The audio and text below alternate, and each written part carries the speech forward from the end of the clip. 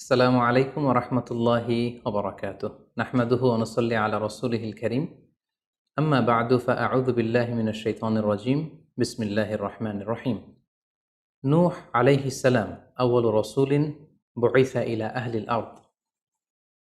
সাইয়েদনা আদম আলাইহিস সালাম এবং ইদ্রিস আলাইহিস সালামের পরে আল্লাহ তাআলা নূহ আলাইহিস সালামকে পৃথিবীর সর্বপ্রথম রাসূল করে এই পৃথিবীতে প্রেরণ করেছেন এবং আল্লাহ তাআলা ওনাকে বলেছেন আবদান শাকুরা, মানে হচ্ছে অ্যান অবিডিয়েন্ট সার্ভেন্ট অফ আল্লাহ। আল্লাহ তাআলার একজন কৃতজ্ঞ বান্দা হিসেবে আল্লাহ তাআলা কালামুল্লাহ মাজিদে নূহ আলাইহিস সালামকে এই উপাধি দিয়েছিলেন। পাশাপাশি তিনি হচ্ছেন উলুল আজমি মিনার রসুল, অর্থাৎ পাঁচজন নবীকে আল্লাহ তাআলা কুরআনুল কারীমে দৃঢ় প্রত্যয়ী বা দৃঢ়চেতা রাসূল হিসেবে ঘোষণা করেছেন। নূহ আলাইহিস সালাম হচ্ছেন তাদের মধ্য থেকে অন্যতম।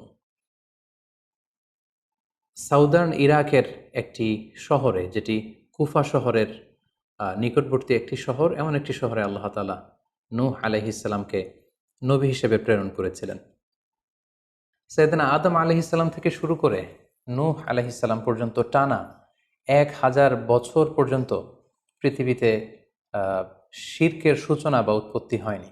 বেসিকলি নূহ আলাইহিস সালামের জামানাতেই এই পৃথিবীতে সর্বপ্রথম শিরকের সূচনা হয়েছিল।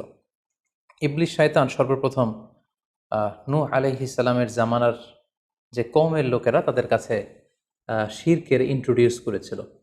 তাদের সময়ে 5 জন আল্লাহওয়ালা ব্যক্তি ছিল। তাদের ইন্তেকালের পরে শয়তান সেই জনগোষ্ঠীর লোকদের কাছে এসে বলল, তোমরা এই সমস্ত কি ইবাদত করছো? তোমাদের পূর্বপুরুষেরা যেমনভাবে আল্লাহ তাআলার কাছে ইবাদত করে নিজেদেরকে সঁপে দিয়েছিল, তার সামনে তো তোমাদের ইবাদত কিছুই নয়। তোমরা একটা কাজ করো, তোমাদের 5 জন আধ্যাত্মিক পুরুষ বা আল্লাহর প্রিয় বান্দাদের 5টি মূর্তি তৈরি করে তোমরা তোমাদের ইবাদতগাহের পাশে রাখো। ফলে তাদের চেহারা দেখলে তাদের বেশি বেশি ইবাদতের কথা তোমাদের স্মরণ হবে এবং তোমরা আল্লাহ তাআলার ইবাদত করার ব্যাপারে বেশি আগ্রহী হবে। তারা এই শয়তানের মুখরোচক চমৎকার এই কথা শুনে তাদের শ্রেষ্ঠ 5 জন সন্তান বা আল্লাহওয়ালা 5 জন ব্যক্তির 5টি মূর্তি তৈরি করে তাদের ইবাদত গাহের ভেতরে তারা স্থাপন করলো। এবং আসলেই তারা যখন এই 5 জন ব্যক্তিদের মূর্তির দিকে তাকাতো, তাদের আল্লাহ তাআলার ইবাদতের কথা তাদের স্মরণ হতো, ফলে তারা আল্লাহ তাআলার বেশি বেশি ইবাদত করতে লাগলো। এই জেনারেশন এভাবেই বেশি বেশি আল্লাহ তাআলার ইবাদতের মধ্য দিয়ে তারা পার করতে লাগলো। কিন্তু পরবর্তী জেনারেশন যখন আসলো, শয়তান তাদের কাছে এমনভাবে কুমন্ত্রণা বা টেম্পটেশন দিল, ফলে ওই প্রজন্ম তারা আল্লাহ তাআলার এক আল্লাহর ইবাদতকে ভুলে গিয়ে এই 5 জন শ্রেষ্ঠ আল্লাহর ওয়ালির মূর্তির সামনে দাঁড়িয়ে সেখানেই তারা মানত করতে শুরু করলো এবং এক আল্লাহর ইবাদত বাদ দিয়ে সেই মূর্তিগুলোর ইবাদত শুরু করে দিল। এভাবেই সাইয়েদনা নূহ আলাইহিস সালামের জামানাতে সর্বপ্রথম শিরকের সূচনা হয়।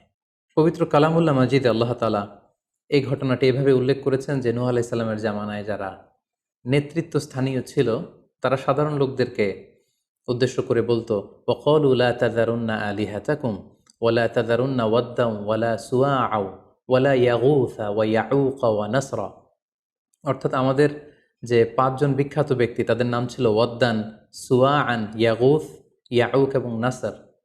তোমরা এদের ইবাদত ছেড়ে দিও না, বরং তোমরা এদের উপাসনা করতে থাকো। ফলে এই আয়াতও প্রমাণ করে যে নূহ আলাইহিস সালামের জামানাতে সর্বপ্রথম শিরকের উৎপত্তি হয়েছিল। কিন্তু নূহ আলাইহিস সালাম তার জাতিগোষ্ঠীর কাছে এক আল্লাহর দাওয়াত দিয়ে যেতে লাগলেন। তিনি বলতে আরম্ভ করলেন, ইয়া কওমি আবুদুল্লাহ মা লাকুম মিন ইলাহিন গায়রুহু আফালা তাত্তাকুন। হে আমার জাতিগোষ্ঠীর লোকেরা, হে আমার জনগোষ্ঠীর লোকেরা, তোমাদের কি হলো? তোমরা কেন এক আল্লাহর ইবাদত করছো না? তোমরা কি আল্লাহকে ভয় পাও না? এবং তিনি বললেন যে আল্লাহ তাআলা আমাকে তার বাণীবাহক হিসেবে, প্রেরিত রাসূল হিসেবে তোমাদের কাছে পাঠিয়েছেন। এই যে আমি তোমাদেরকে তাওহীদের বা এক আল্লাহর ইবাদতের দিকে দাওয়াত দিচ্ছি, এজন্য তো আমি কোনো পারিশ্রমিক তোমাদের কাছে চাচ্ছি না, বরং তোমরা যেভাবে শিরক করে যাচ্ছ, এক আল্লাহ ছাড়া মূর্তির পূজা করে যাচ্ছ, ইন্নী আখাফু আলাইকুম আযাবা ইয়াউমিন আযীম, আমি তোমাদের উপর কঠিনতম আযাব আসার আশঙ্কা করছি। সো তোমরা শিরক ছেড়ে দিয়ে, মূর্তি পূজা ছেড়ে দিয়ে, পৌত্তলিকতা ছেড়ে দিয়ে এক আল্লাহ তাআলার ইবাদতের দিকে ফিরে আসো। নূহ আলাইহিস সালাম যখন তার জাতিগোষ্ঠীর লোকদের কাছে তাওহীদের দাওয়াত বা এক আল্লাহর ইবাদতের দাওয়াত দেয়া শুরু করলেন, তার জাতির লোকেরা, তার কওমের লোকেরা নানা ধরনের টাল বাহানা, অজুহাত এবং বিভিন্ন ধরনের যুক্তি তারা স্থাপন করতে শুরু করলো। তাদের প্রথম যুক্তি ছিল যে, হে নূহ, কেন আমরা তোমার দাওয়াতে সাড়া দেব? কারণ সমাজের নিম্ন শ্রেণীর লোকেরা হচ্ছে তোমার অনুসারী। আরাদিলুনা বাদিয়ার রাই ওমা নারাকা ইত্তাবাআকা ইল্লাল্লাযীনা হুম আরাদিলুনা বাদিয়ার রাই। কারণ আমরা দেখতে পাচ্ছি সমাজের লো ক্লাসের যারা লোকজন, নিম্ন শ্রেণীর লোকজন, নিম্ন পেশার লোকজন, এরাই হচ্ছে তোমার ফলোয়ার। তোমরা আগে এই সমস্ত লোকদেরকে তোমার আশপাশ থেকে সরাও, তখন আমরা তোমার এ দাওয়াতকে গ্রহণ করব। তাদের আরও একটি যুক্তি ছিল যে, তুমি এই নিম্ন শ্রেণীর লোকদেরকে নিয়ে সমাজে ইনফ্লুয়েন্সিয়াল হতে চাচ্ছ। ইয়াতাফাদ্দালু আলাইকুম। এই নূহ হচ্ছে জেলে সমাজ, কৃষক সমাজ, এই সমস্ত নিম্ন শ্রেণীর লোকদেরকে নিয়ে এই সমাজের মধ্যে একটা ইনফ্লুয়েন্স ক্রিয়েট করে সে আমাদের উপর সুপিরিয়র হতে চাইছে। এটা ছিল তাদের আরেকটা যুক্তি। তারা আরও বলতো যে, আগে যদি এই নিম্ন শ্রেণীর লোকদেরকে তোমার কাছ থেকে তুমি তাড়িয়ে দাও, তাহলে আমরা তোমার উপর বিশ্বাস স্থাপন করতে পারি।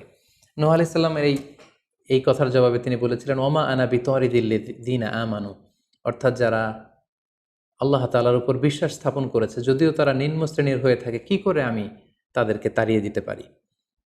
তাদের আরও একটি যুক্তি ছিল যে, তুমি আমাদের মতো মানুষ, দেখতে তো তুমি আমাদের মতো মানুষ, তুমি খাচ্ছ, যাচ্ছ, ঘুমাচ্ছ, ঘুরে বেড়াচ্ছ, বাজারে যাচ্ছ, ক্রয় বিক্রয় করছো, আমাদের মতো মানুষ হয়ে তুমি কেমন করে রাসূল হতে পারো?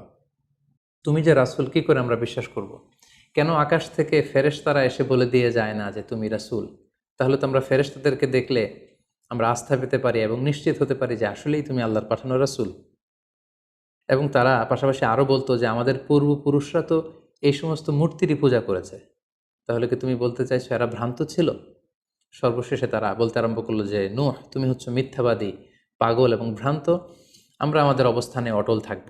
এভাবে সাইয়েদনা নূহ আলাইহিস সালামের তাওহীদের যে দাওয়াত তিনি তার সমাজে ছড়িয়ে দিচ্ছিলেন, তারা ডিরেক্টলি এই একত্ববাদের দাওয়াতকে তারা প্রত্যাখ্যান করলো, রিজেক্ট করলো। কিন্তু নূহ আলাইহিস সালাম তিনি হাল ছাড়েননি। তিনি টানা ৯৫০ বছর তার জাতিগোষ্ঠীর লোকদের কাছে তিনি এক আল্লাহর দাওয়াত দিয়ে যেতে লাগলেন।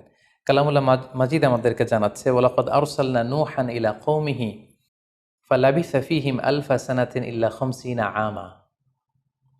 তিনি ১ বছর, ২ বছর, ১০ বছর, ২০ বছর নয়, টানা ৯৫০ বছর তিনি লাগাতার কন্টিনিউয়াসলি তার কওমের লোকদের কাছে তিনি এই তাওহীদের দাওয়াত দিয়ে যেতে লাগলেন। এবং তিনি দিন রাতকে এক করে টায়ারলেসলি, রেস্টলেসলি তিনি তার জাতিগোষ্ঠীর কাছে এই একই দাওয়াত দিতে লাগলেন। তিনি বলছেন যে, রব্বি ইন্নী দাআউতু কওমি লাইলা ওয়া নাহারা, হে আল্লাহ, দিন রাত তো আমি চেষ্টা করে গেলাম, তাদেরকে তাওহীদের দাওয়াত দিলাম, কিন্তু তারা আমার কথা শুনছে না।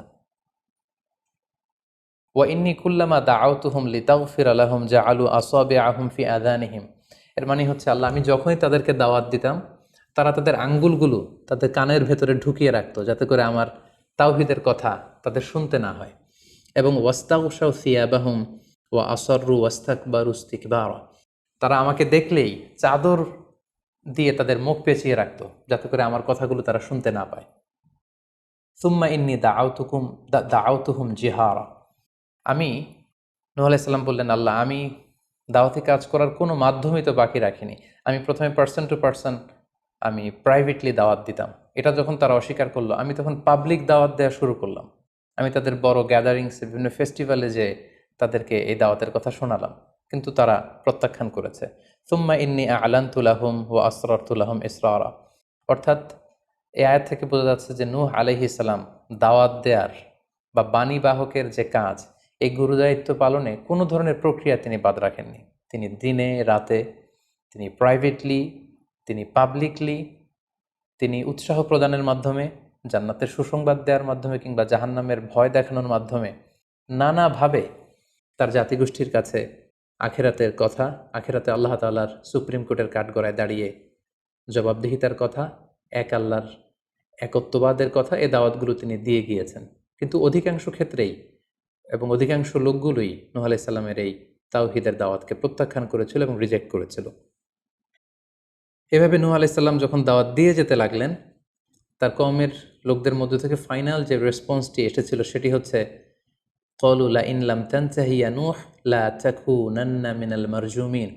হে নূহ, অনেক হয়েছে, এবার তুমি থামো, তুমি যদি এই দাওয়াত দেয়া বন্ধ না করো তাহলে আমরা তোমাকে স্টোনিং করে, পাথর মেরে, প্রস্তর নিক্ষেপ করে দুনিয়া থেকে বিদায় করে দিব।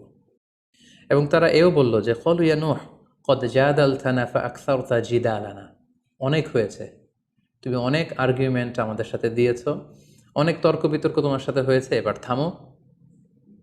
ফাআতিনা বিমা তাইদুনা ইন কুনতা মিনাস সাদিকিন, তুমি যে আযাবের ভয় দেখাচ্ছ পারলে সেটা দেখাও।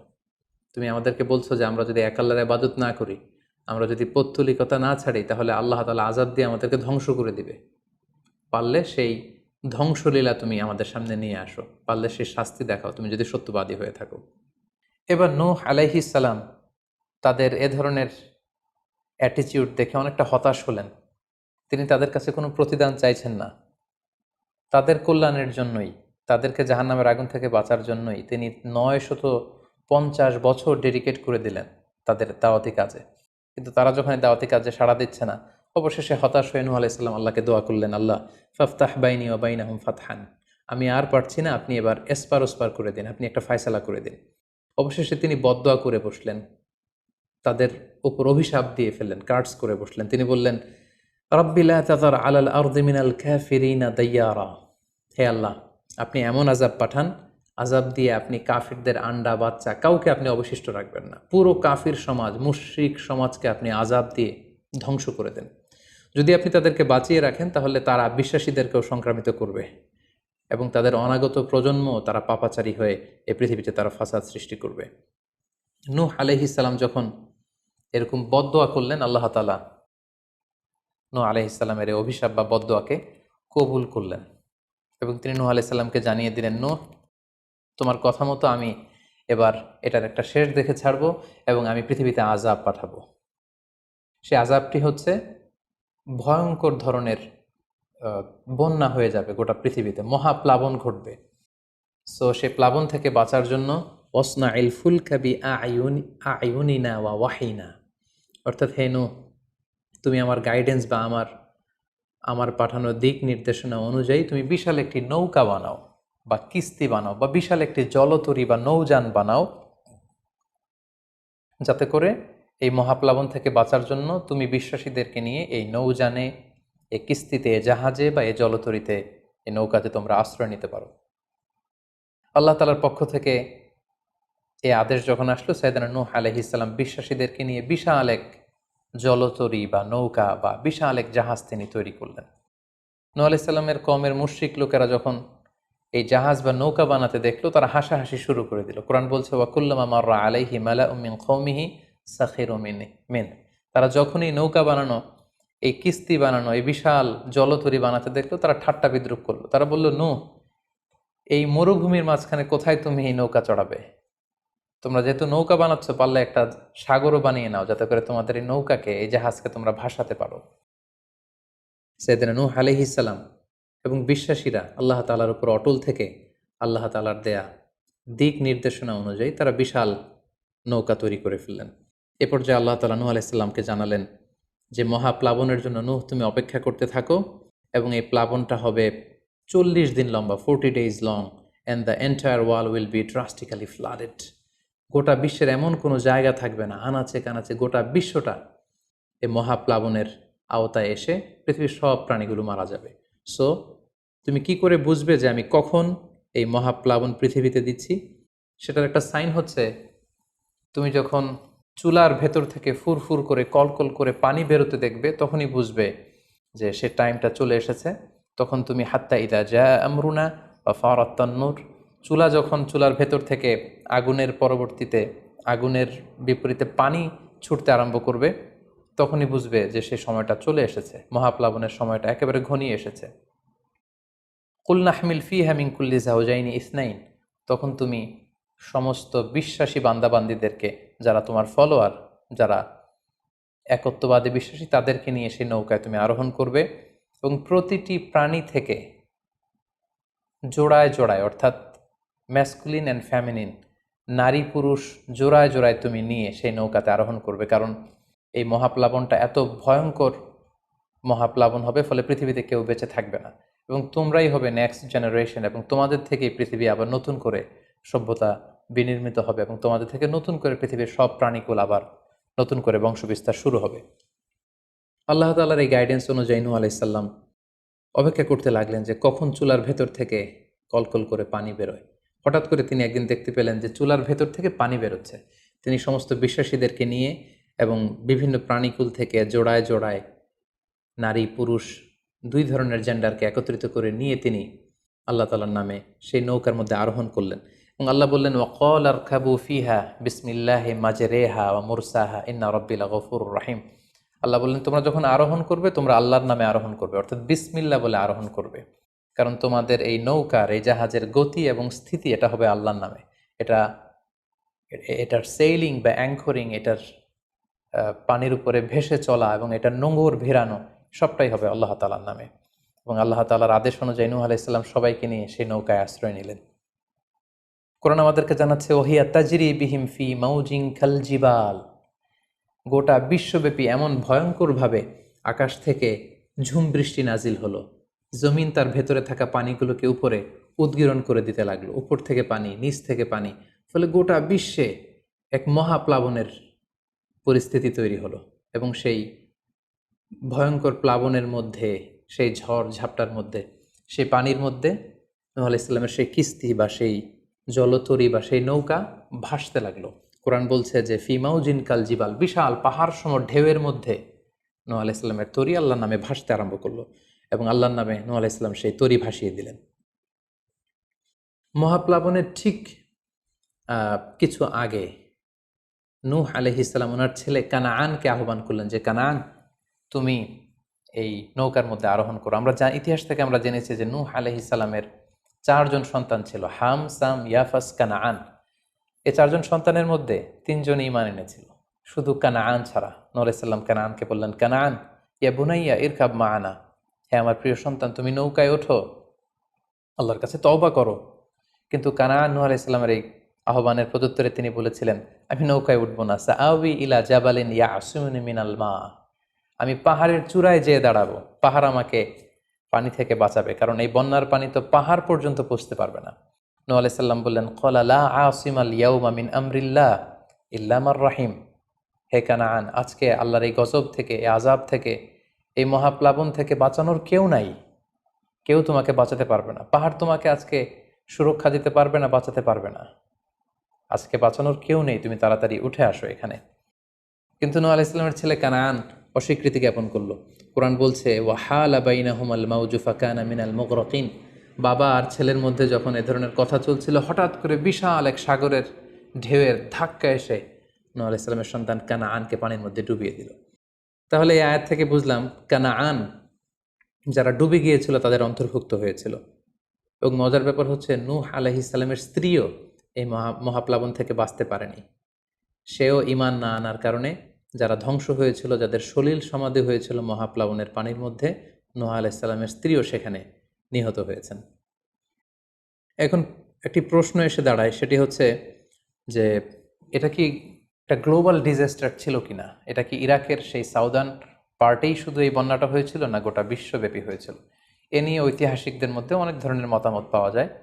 তবে একটা বড় সংখ্যক ঐতিহাসিক মুআররিখুন তারা বলেছেন যে ইট ওয়াজ এ গ্লোবাল ডিজাস্টার। এই ফ্লাড, এই বন্যাটা ছিল গোটা বিশ্বব্যাপী। কারণ আল্লাহ তাআলা কোরআনে বলেছেন, নূহ আলাইহিস সালামের বদদুয়ার কথা বলেছেন। নূহ আলাইহিস সালাম বলেছেন যে রব্বি লা তাযার আলাল আরদি মিনাল কাফিরিনা দাইয়ারা, হে আল্লাহ, এই জমিনে একজন কাফিরকেও আপনি বাঁচিয়ে রাখবেন না। সো এই আর্থ শব্দটা প্রমাণ করে তিনি গোটা বিশ্বের দিকে ইঙ্গিত করেছেন। এবং আল্লাহ যখন জমিনকে ইঙ্গিত করেছেন, ইয়া আরদুবলাই, হে পানি তুমি নিচের দিকে চলে যাও, ফলে এই আর্থ দ্বারা বোঝা যাচ্ছে যে শুধু ইরাকের সেই সাউদার্ন ইরাকের কুফা শহরের পাশেই এই বন্যাটা লিমিটেড বা সীমিত ছিল না, বরং এই ডিজাস্টারটা ছিল একটা গ্লোবাল ডিজাস্টার। গোটা বিশ্বব্যাপী মহাপ্লাবনের পানিতে গোটা বিশ্বের সব সয়লাভ হয়ে গিয়েছিল। 40 দিন এই বন্যাটা কন্টিনিউ করেছে এবং 40 দিনের এই সময়ে মহাপ্লাবনে যত কাফির, মুশরিক এবং নূহ আলাইহিস সালামের সময়কালের যত মুশরিক এবং অবাধ্য লোকেরা ছিল, সবাইকে আল্লাহ তাআলা এই বন্যার মাধ্যমে ধ্বংস করেছেন। 40 দিন পর আল্লাহ তাআলা আদেশ করলেন, ইয়া আরদু বুলাঈ মাআকি ওয়া ইয়া সামাউ আকলিঈ, অর্থাৎ হে আকাশ তুমি বৃষ্টি বর্ষণ করা এবার স্টপ করো, এবার বন্ধ করো। এবং জমিনকে বললেন, জমিন তুমি যে মাটির ভেতর থেকে পানি বের করছিলে, এই পানি বের করা বন্ধ করে তুমি ভূপৃষ্ঠের উপরে থাকা পানিগুলোকে গিলে ফেলো। ওয়াকিদল মা, ফলে আল্লাহ তাআলার আদেশের সাথে সাথে পানি বর্ষণ এবং পানি জমিনের ভেতর থেকে বের হয়, এটা বন্ধ হলো। ওয়াস্তাওয়াত আলাল জুদি, নূহ আলাইহিস সালামের এই বিশাল জলতরী বা কিস্তি বা নৌকা জুদি পাহাড়ে যেয়ে থামল। জুদি পাহাড়ে এই তরীর নোঙর ভিড়ল। এখন জুদি পাহাড়টা কোথায়? কিছু কিছু ঐতিহাসিকরা বলেছেন যে ইরাকের মোসেল শহরে একটি বিশাল মাউন্টেন রেঞ্জ রয়েছে, সেই পাহাড়ের একটা অংশের নাম হচ্ছে জুদি পাহাড়। কোনো কোনো ঐতিহাসিকগণ বলেছেন এই জুদি পাহাড়টি আর্মেনিয়াতে অবস্থিত। অনেক ঐতিহাসিকগণ মত প্রকাশ করেছেন যে এটি ইরাকেও নয়, এটি আর্মেনিয়াতেও নয়, বরং এটি তুরস্কের একটি পাহাড়। এবং তারা বিশাল বড় একটি নৌকার খণ্ড দিয়ে ঐতিহাসিকভাবে অনেকেই প্রমাণ করতে চেয়েছেন যে নূহ আলাইহিস সালামের সেই কিস্তির কিছু অংশ আজও সেই পাহাড়ের মধ্যে রয়ে গিয়েছে। সেই জুদি পাহাড়ে যখন এই নৌকাটি ভিড়ল, আল্লাহ তাআলা তখন নূহ আলাইহিস সালামকে আদেশ করলেন, ইহবিত বিসালামিন মিন্না, তুমি এবার শান্তির সাথে সেফলি সাউন্ডলি তুমি এবার সেই জুদি পাহাড়ে তোমরা নামো। ও বারাকাতিন আলাইক, তোমাদের উপর আমার পক্ষ থেকে বারাকা ব্লেসিং থাকবে। ও আলা উম্মামিম মিম্মা মাআক, এবং তোমার সাথে যারাই আছে সবার জন্য আমার পক্ষ থেকে ব্লেসিং থাকবে। এবং এই বিশাল মহাপ্লাবন থেকে যে আমি তোমাদেরকে বাঁচিয়ে দিয়েছি, শুকরিয়া স্বরূপ তোমরা সবাই পড়ো আলহামদুলিল্লাহ। ফাকুল আলহামদুলিল্লাহ। কোরআন বলছে যে তারা সবাই আল্লাহর প্রশংসা করে সেখান থেকে নেমে আসলো। এবং নূহ আলাইহিস সালামকে আল্লাহ তাআলা শিখিয়ে দিলেন, নূহ এবার তুমি পড়ো রব্বি আনজিলনি মুনজালান মুবারাকান ওয়া আনতা খায়রুম মুনজিলিন, অর্থাৎ হে আল্লাহ, আপনি এমন জায়গায় আমাদেরকে অবতরণ করুন যে জায়গাটা আমাদের জন্য কল্যাণকর, কারণ আপনিই তো উত্তম অবতরণকারী। ফলে নূহ আলাইহিস সালামের সাথে যারা ছিল বিশ্বাসীরা, তারা এবং তার সাথে প্রাণীকুলের মধ্য থেকে যারা ছিল সবাইকে নিয়ে নূহ আলাইহিস সালাম এই জমিনে বন্যা পরবর্তী মহাপ্লাবন পরবর্তী সময়ে তিনি সবাইকে নিয়ে এই জমিনের মধ্যে আবার নেমে আসলেন। ফলে ঠিক ওই সময়টাতে পৃথিবীতে আর কোনো কাফের, কোনো মুশরিক, কোনো পৌত্তলিক ছিল না, বরং তখন এটা ছিল, it was very fresh and pure monotheist generation, একত্ববাদী একটা প্রজন্ম। ফলে এখানে ঠিক ঠিক ওই সময়টাতে পৃথিবীতে আর কোনো কাফির মুশরিক আর ছিল না। আমরা আমাদের আলোচনার শুরুর দিকে বলেছিলাম যে নূহ আলাইহিস সালামের 4 জন ছেলে ছিল, হাম, সাম, ইয়াফাস এবং কানাআন। এবং ঐতিহাসিকভাবে এটা ঐতিহাসিক বিভিন্ন ধর্মগ্রন্থ থেকেও এটা প্রমাণিত যে এই 4 ছেলের মধ্য থেকে একজন ছেলে ছিল কানাআন, যে মহাপ্লাবনে মৃত্যুবরণ করেছে। এবং হাম, সাম এবং ইয়াফেস, তাদের মধ্য থেকেই মূলত গোটা বিশ্বে নতুন করে মানব সভ্যতার আবার সূচনা হয়েছে। নূহ আলাইহিস সালামের ছেলে হাম, তিনি আফ্রিকাতে তার পরিবার নিয়ে বসবাস শুরু করেন। এবং ওনার ছেলে সাম, যেখান থেকে সেমাইটিক শব্দটি আমরা বলে থাকি, ওনার ছেলে সাম তার আত্মীয় স্বজন এবং তার বংশধরদেরকে নিয়ে ধীরে ধীরে মধ্যপ্রাচ্য বা দূরপ্রাচ্যের এই এরিয়াতে পরবর্তীতে তারা বসবাস শুরু করেন। এবং ওনার ছেলে ইয়াফেস বর্তমান যে চীন বা তার আশেপাশের যে এরিয়াগুলো আছে সেখানে বসবাস শুরু করেন। এবং সেখান থেকেই মানব ইতিহাস আবার নতুন করে তার পথ চলা শুরু করলো। এবং গোটা বিশ্বে বাচ্চা রিজালান কাসীরা ওয়া নিসা, অনেক নারী করে গোটা বিশ্বে সেখান থেকে আবার ছড়িয়ে পড়তে আরম্ভ করলো। এভাবেই নূহ আলাইহিস সালাম একত্ববাদের দাওয়াত দিয়ে নিরলস প্রচেষ্টা করে ওনার জীবনকে তিনি অতিবাহিত করেছেন। সাইয়েদনা নূহ আলাইহিস সালাম ওনার ইন্তেকালের পরে ওনাকে কোথায় কবর দেওয়া হয়েছে এ নিয়ে 2টি মত পাওয়া যায়। প্রথম মত অনুযায়ী ওনাকে মক্কাতে কবরস্থ করা হয়েছে, আরেকটি মত অনুযায়ী লেবাননের কার্ক নামে একটি এরিয়াতে জাবালে দীর, সেই দীর মাউন্টেনের পাশে সাইয়েদনা নূহ আলাইহিস সালামকে কবরস্থ করা হয়েছে। সম্মানিত সুধী, এই ছিল নূহ আলাইহিস সালামের সংক্ষিপ্ত, বর্ণাঢ্য এবং সংগ্রামী জীবন কাহিনী।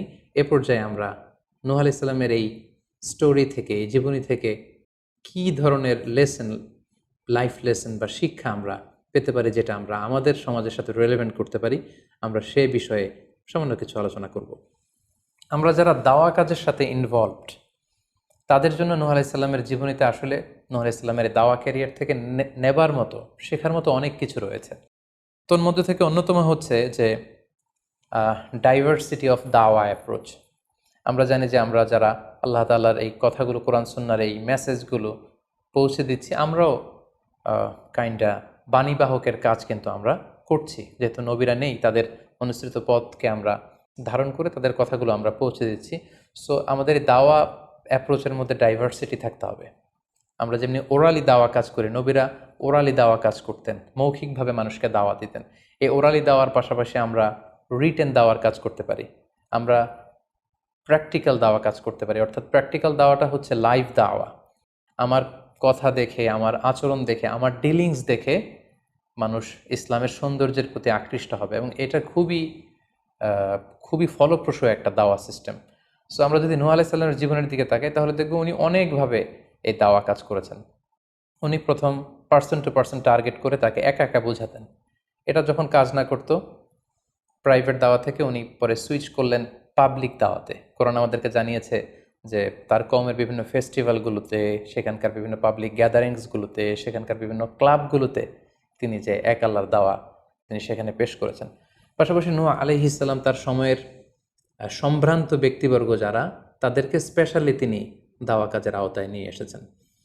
এলিট সোসাইটি যারা, আমরা যদি আল্লাহ রাসূল সাল্লাল্লাহু আলাইহি ওয়াসাল্লামের দাওয়া অ্যাক্টিভিটির দিকে তাকাই, তাহলে দেখব যে উনিও কিন্তু সানাদিদে কোরাইশের যারা লিডার শ্রেণী ছিল, গণ্যমান্য ব্যক্তিবর্গ ছিল, তাদেরকে তিনি স্পেশালি দাওয়া কাজ করতেন তাদের সাথে।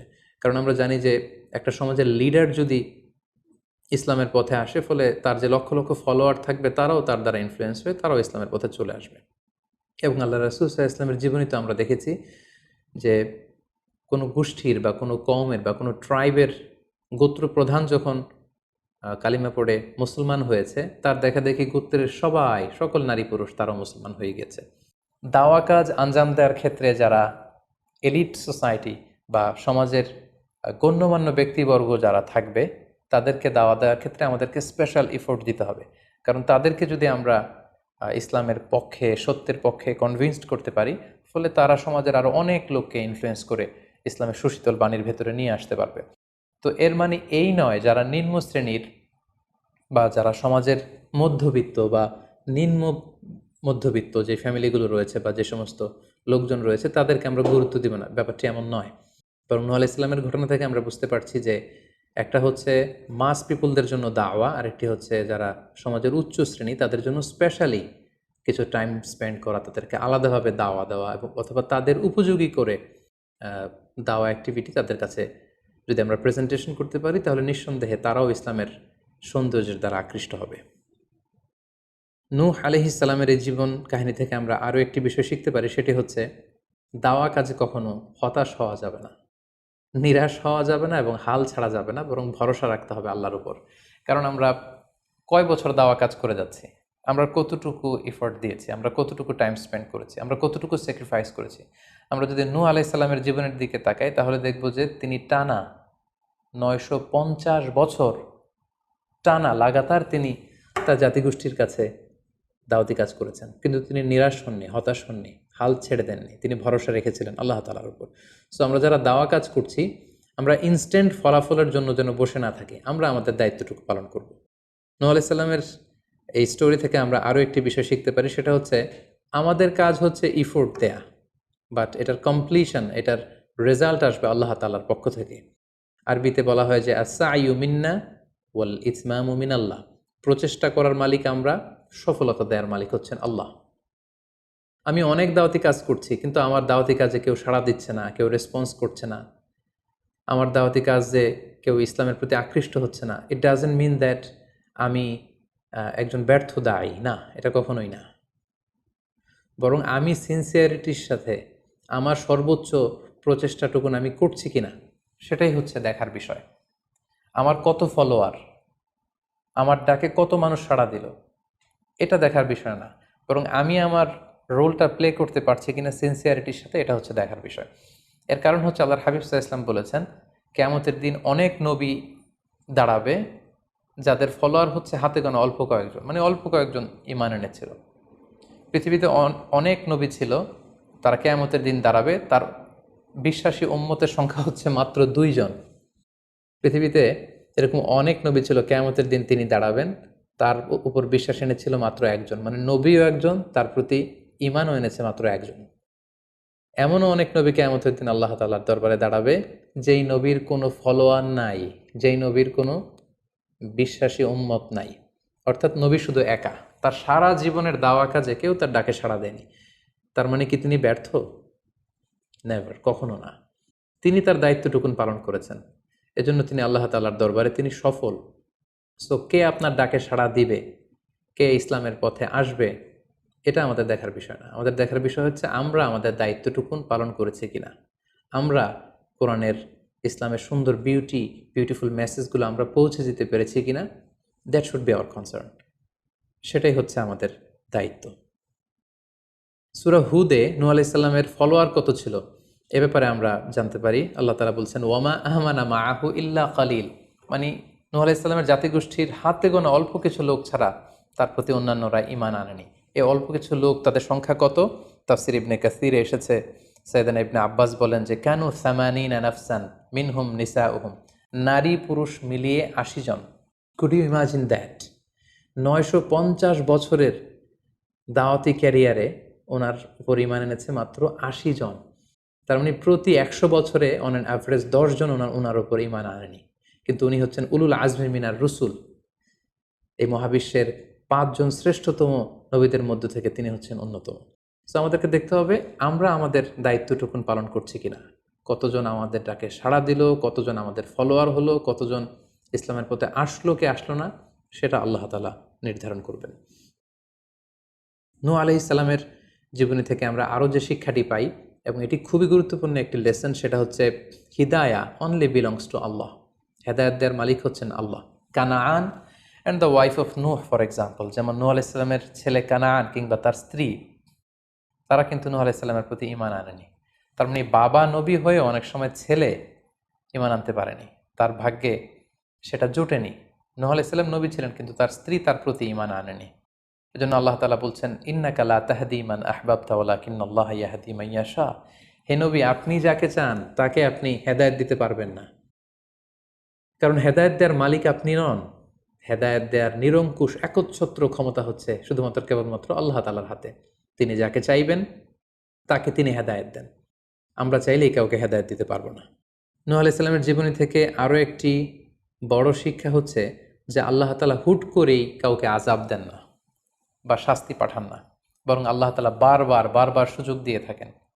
অনেক সুযোগ দেওয়ার পরে, বারবার সুযোগ দেওয়ার পরেও যখন কেউ সত্যের পথে ফিরে আসে না, বরং বারবার তারা অবাধ্যতা, দাম্ভিকতা এবং বাড়াবাড়ি করে, ঠিক তখনই আল্লাহ তাআলা তাদেরকে শাস্তি দেন। আমরা নূহ আলাইহিস সালামের জাতিগোষ্ঠীর দিকে যদি তাকাই, তাহলে দেখব যে তিনি ৯৫০ বছর তাদেরকে চান্স দিয়েছেন। এত লম্বা সময় তাদেরকে সুযোগ দেওয়ার পরেও তারা সত্যের পথে ফিরে আসেনি। অতঃপর আল্লাহ তাআলা মহাপ্লাবন দিয়ে পুরো জাতিগোষ্ঠীকে ধ্বংস করে দিয়েছেন। নূহ আলাইহিস সালামের জীবনী থেকে সর্বশেষ যে শিক্ষাটি আমরা পাই, সেটি হচ্ছে সব ধ্বংস নয়। কিছু ধ্বংস আছে যেটা আবার নতুন করে সৃষ্টি করে, অর্থাৎ সৃষ্টির জন্য ধ্বংস। আমরা যদি দেখি যে আল্লাহ তাআলা এমন এক গজব পাঠালেন, এমন এক পানিশমেন্ট দিলেন, এমন এক মহাপ্লাবন দিলেন, যেটা দিয়ে গোটা পৃথিবীবাসীকে তিনি ধ্বংস করেছেন, অল্প কিছু মানুষ ছাড়া। কিন্তু আমরা যদি অন্য দিক থেকে খেয়াল করি, তাহলে দেখব যে এই ধ্বংসটি ধ্বংসের জন্য নয়, এই ধ্বংসটি ছিল নতুন করে সৃষ্টির জন্য। আমরা দেখি যে অনেক এলাকাতে অগ্নিকাণ্ড ঘটে, সেখানে হয়তো বেড়ার ঘর ছিল, টিনের ঘর ছিল, তো অগ্নিকাণ্ড ঘটার পরে সেখানে বিশাল করে বিল্ডিং তৈরি হয়। তার মানে সব ধ্বংসের জন্য নয়, কিছু ধ্বংস আছে সৃষ্টির জন্য। নূহ আলাইহিস সালামের ক্ষেত্রেও এই ধ্বংসের ব্যাপারটি ঠিক এমনই ঘটেছিল। এই ধ্বংসটা শুধু ধ্বংসের জন্য নয়, বরং কাফিরদেরকে, মুশরিকদেরকে ধ্বংস করে দিয়ে নতুন এক একত্ববাদী প্রজন্মের সূচনা যাতে পৃথিবীতে ঘটে, সেজন্য আল্লাহ তাআলা এই ধ্বংসের সূচনা করেছিলেন। আল্লাহ তাআলা আমাদের সবাইকে আম্বিয়া আলাইহিমুসসালামদের অনুসৃত পথে থেকে তাদের মত এবং পথকে বেছে নিয়ে সিরাতুল মুস্তাকিমে পরিচালিত হওয়ার তৌফিক দান করুক। আসসালামু আলাইকুম ওয়া রাহমাতুল্লাহি ওয়া বারাকাতুহু।